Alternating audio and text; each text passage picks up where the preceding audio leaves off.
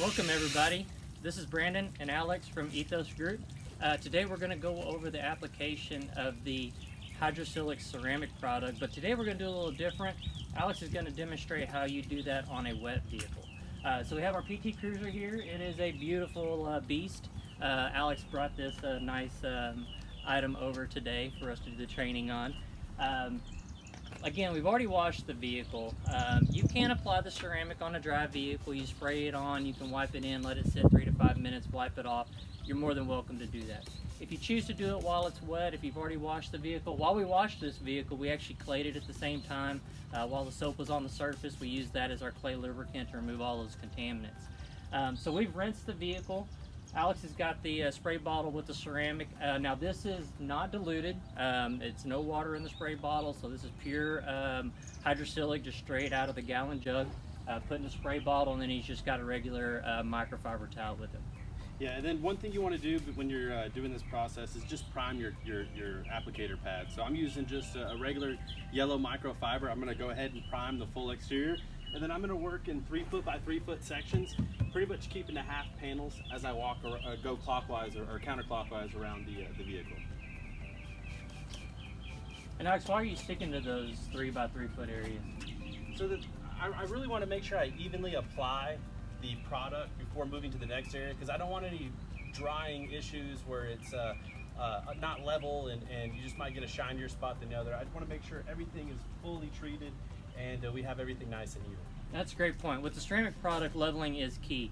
With the hydrosilic, fortunately, with some of the filler that's in it, that takes some of the that out of it, so it naturally levels very well. But that is a great point. We definitely want to make sure that we're treating all the panels. When you work in that 3 foot by 3 foot area, you can really concentrate on an area, make sure that it's 100% before we move on to the next that next area. So.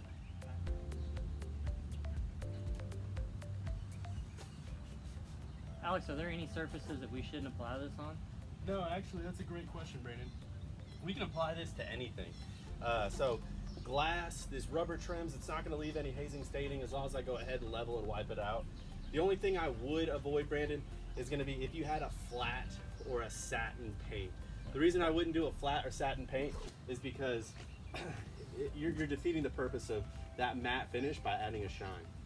And that's pretty popular with paint protection products, especially anything with the silicone in it or any type of polish. So that's pretty standard. But it is nice to know that you can apply it on any surface. Glass, is it going to streak any more or less? Is there anything we need to be aware of there? Yeah, just, you will get some streakiness if you just don't dry it. So that is the one thing where we have to clean the glass anyways.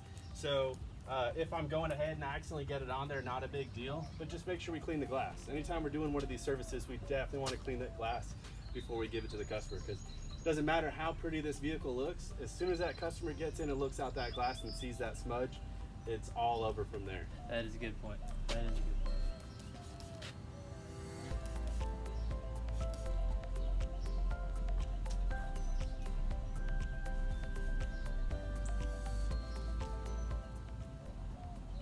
So Alex, do we need to come back with the second microfiber and go ahead and make sure that we've got that streak free now?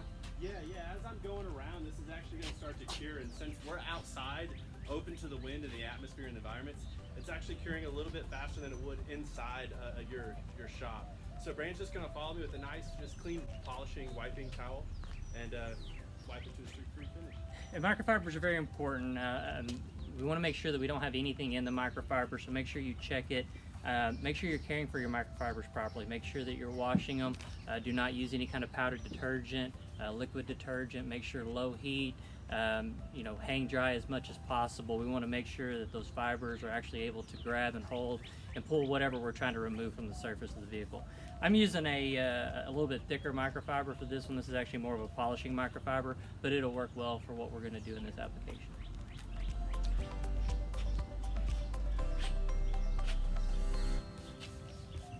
And I'm just going to work in a front to back motion. We really try to prevent working in any swirl motions. We don't want to leave any surface scratches. Anytime you're touching the vehicle, whether it be a microfiber or anything, you are creating a minor abrasion or a minor micro scratch. And so we want to make sure that we work in that same pattern front to back. That way our eyes don't pick up on any of those circular scratches.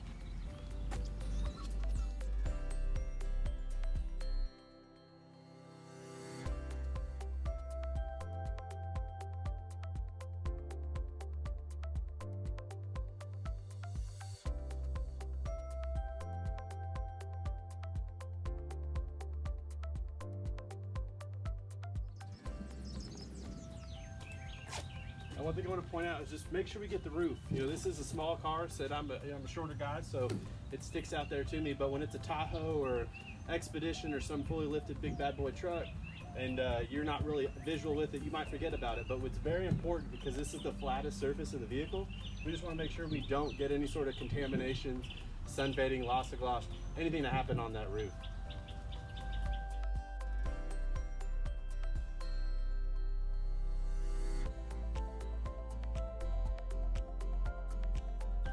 I want to point out too that, you know, this can go on all the surfaces. Normally we do 2 coats to the wheels. This car actually does not have rims, it has hubcaps, and they're pretty beat, so we're gonna do something there. But yeah, I would do 2 coats to the wheels. I'd start off, spray the wheels down really good. I'd use a separate applicator pad that I'd probably take a Sharpie and write wheels on it, and then just go through and wipe the product in really well. Do the vehicle, and then use with a separate rag, and then go ahead with that same wheel and tire, hit the wheels one more time, and you get that double protection. They're going to go through so many more contaminants hitting the ground, coming in contact with road salts, puddles, brakes getting hot, all the brake dust.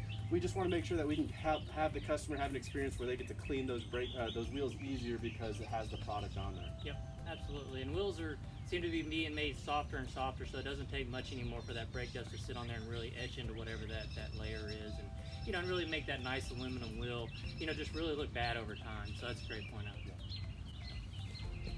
So Alex is going to go ahead and finish treating the top of this vehicle. Once we're done with that, we're just going to clean the glass. That'll pretty much be it. And this vehicle will be ready to treat the interior, which we'll go over that in an additional video.